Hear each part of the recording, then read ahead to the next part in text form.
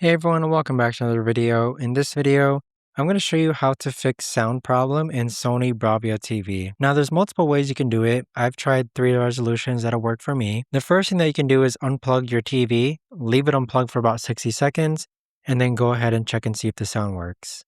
What you've done is just a soft reset of your TV. Now if that still continues to not work, you can go into the quick settings tab here, click on all settings, and then we're going to click on display and sound and then scroll down to where it says audio output.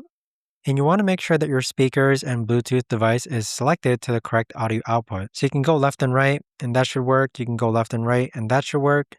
And check and see if your sound works then. As an alternative, you can go ahead and reset your TV again. So if you click on the home option here, click on quick settings, click on all settings, scroll down, click on system, scroll down again. You can reset your TV from here. So that's going to do a reset.